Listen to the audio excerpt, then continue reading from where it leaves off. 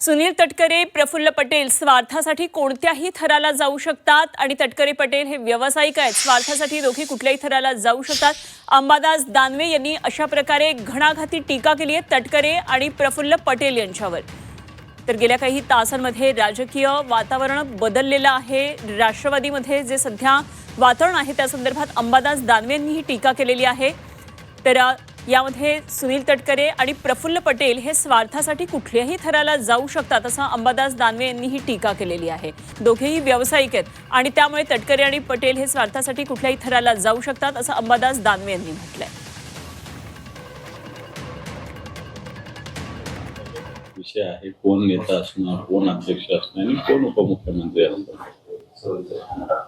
अशी संधी त्या घेत असतील किंवा त्यांना दिली जात असेल तर मला असं वाटतं अजितदादाचा वारसा चालवायला काहीच हरकत नाही. राष्ट्रवादी काँग्रेस आणि शरद पवार राष्ट्रवादी काँग्रेस जो निर्णय घेईल त्यामागे आम्ही उभे राहू असं देवेंद्र फडणवीस म्हणाले.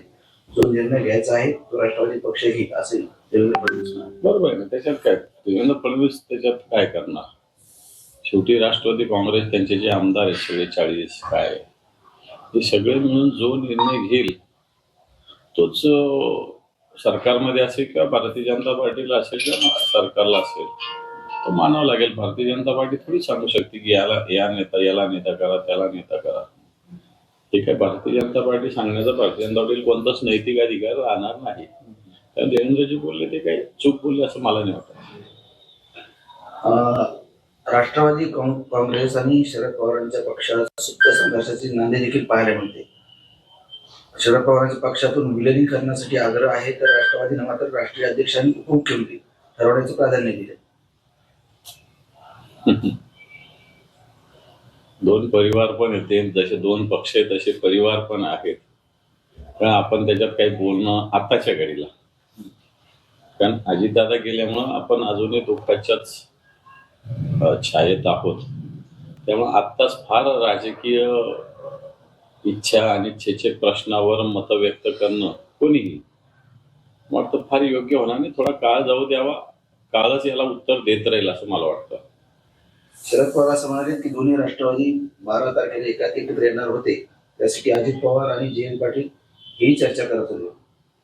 परंतु दोन्ही पक्ष एकत्र यावे यात कुणी मिठाचा खडा टाकला असे प्रश्न उपस्थित आहे.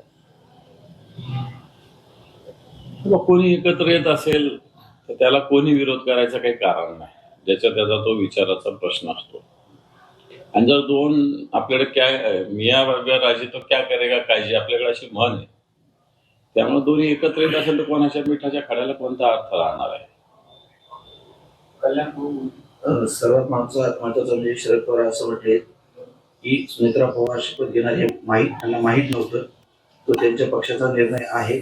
तर तटकरे आणि पटेलांच्या पुढाकाराने हा निर्णय आहे आणि सुनेत्रा पवारांच्या शपथविधीवर शरद पवारांनी प्रतिक्रिया दिली. त्यांना माहीतच नव्हतं.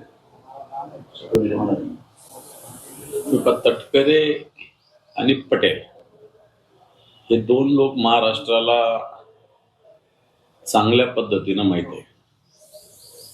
पटेल तर दिल्लीत ही माहिती, मुंबईत ही माहिती आहे. तटकरे सुनीलजी तटकरे हे सुद्धा माहिती. हे दोन व्यक्ती स्वतःचा स्वार्थ, स्वतःचा इंटरेस्ट त्याच्यासाठी कोणत्याही प्रकारच्या राजकीय स्थितीत जाऊ शकतात हे त्यांनी वारंवार सिद्ध केलेलं आहे.